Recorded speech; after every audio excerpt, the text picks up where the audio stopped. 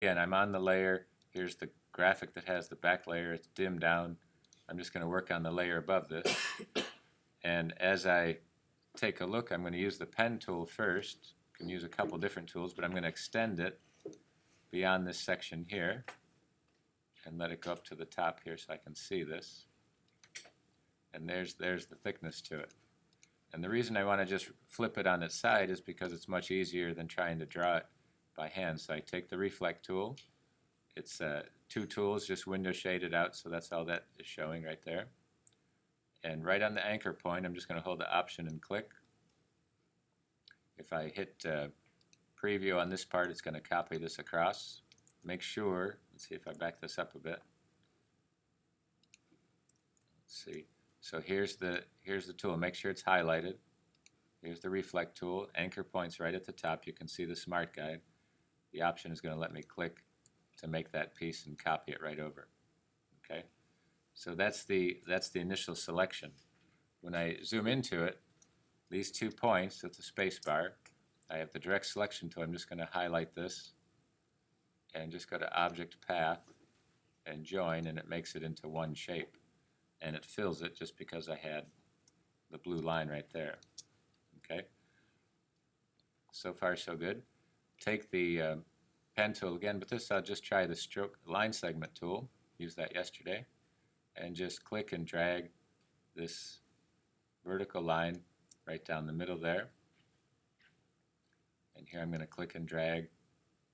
And I know that this is going to be enveloped into it, so I can keep it right like that. And I can overlap this one.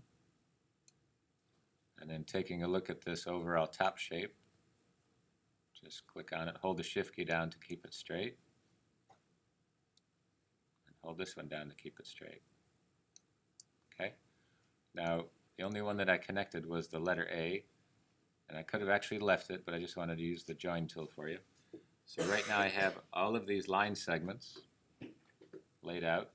So I'm just going to select them. They're all selected. Here's the stroke.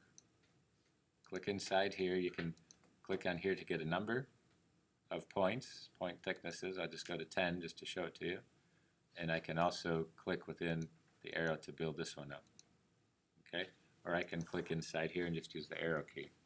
So right now I'm just looking at the letter A and K and trying to make that as thick as I can. Not too thick, and this is where I can adjust it. So it's all pretty well laid out there. And again, there's many ways to do this, so I'm just going to Option and set a copy of it off to the side just so I can see it. Because as a designer, once we're trying to finalize the actual sketch, you may want to go back and tweak it a little bit or change it a little bit from that point on. Even this is overlapped, I wouldn't worry about it. Just simplify this, go to Object, Path, and now I'm just going to outline all of this. So the whole piece is outlined, it's all selected. I'll give it a different color just so you can see the lines that show up the inside of it to put it together. And you can see it gives a bounding box all the way around. I just go ahead and get the Shape tool and hold the Option key to subtract that piece. Takes it right off. So you're just trimming it right like that. All these pieces are separate, and all I have to do is just click and drag, and as it connects them, these lines and shapes all become connected into one element. It's very simple. Just like connecting shapes all together.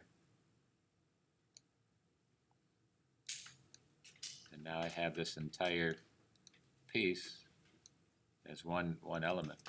And the idea is here you can take it, it can have a gradient, pattern, fill, anything that you need. It's now accessible for that section there. Okay. So see if you can put that together just using the stroke tool. This part necessarily didn't need to be joined, it just needed to be reflected. And then once it's made into an outline, you can use the shape builder to put everything snapped together.